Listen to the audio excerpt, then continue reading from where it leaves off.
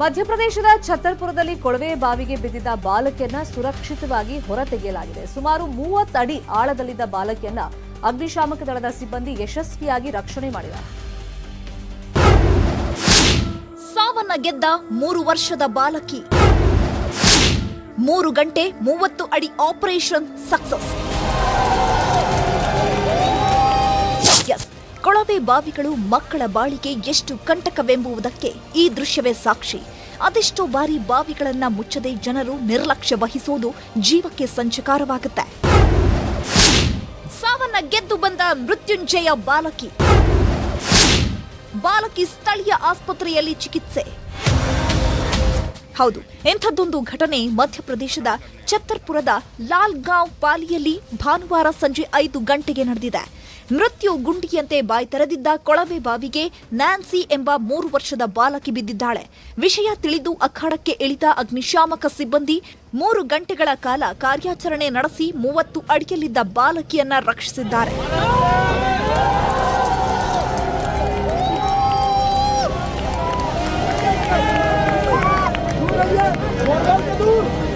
ಇನ್ನು ಕಳೆದ ವರ್ಷ ಜೂನ್ ತಿಂಗಳಲ್ಲಿ ಛತ್ತರ್ಪುರದಲ್ಲಿ 5 ವರ್ಷದ ಬಾಲಕ ತಮ್ಮದೇ ಜಮೀನಿನ ಕೊಳವೆ ಬಾವಿಯಲ್ಲಿ ಸಿಲುಕಿದ್ದ.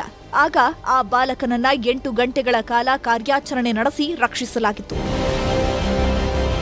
Bureau report, news 18.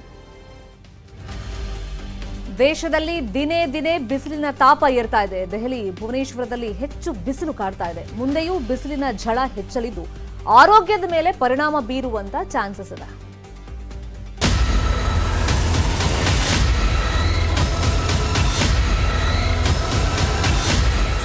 ದೇಶದಲ್ಲಿ ಚಳಿಗಾಲ ಮುಗಿದು ಬೇಸಿಗೆ ಶುರುವಾಗ್ತಿದೆ. ಬೇಸಿಗೆ ಆರಂಭದಲ್ಲೇ ರಸ್ತೆಯಲ್ಲಿ ನಡೆಯಲಾರದಷ್ಟು ನೆತ್ತಿ ಸುಡ್ತಿದೆ. ದೇಶದುದ್ದಕ್ಕೂ ಬಿಸಿಲಿನ ತಾಪ ಹೆಚ್ಚುತ್ತಿದೆ. ಈಶಾನ್ಯ ಭಾಗ, ಪಶ್ಚಿಮ ಭಾಗ ಹಾಗೂ ಮಧ್ಯ ಭಾರತದಲ್ಲಿ ಬಿಸಿಲಿನ ಝಳ ಹೆಚ್ಚಿದೆ. ಮುಂದಿನ ದಿನಗಳಲ್ಲಿ 3 ರಿಂದ 5 ಡಿಗ್ರಿ ಸೆಲ್ಸಿಯಸ್ಗೆ ಹೆಚ್ಚಾಗಲಿದೆ. ದೇಶದ ರಾಜಧಾನಿ ದೆಹಲಿಯಲ್ಲಿ 32.3 ಡಿಗ್ರಿ ಸೆಲ್ಸಿಯಸ್ ಉಷ್ಣಾಂಶ ದಾಖಲಾಗಿದೆ. ಒಡಿಶಾದ ಭುವನೇಶ್ವರದಲ್ಲಿ 35.2 ಡಿಗ್ರಿ, ಹೈದರಾಬಾದ್ನಲ್ಲಿ 33.7 ಡಿಗ್ರಿ, ರಾಜಸ್ಥಾನದ ಜೈಪುರದಲ್ಲಿ 29.4 ಹಾಗೂ ಭೋಪಾಲ್ನಲ್ಲಿ 30.2 ಡಿಗ್ರಿ ಸೆಲ್ಸಿಯಸ್ ಉಷ್ಣಾಂಶ ದಾಖಲಾಗಿದೆ.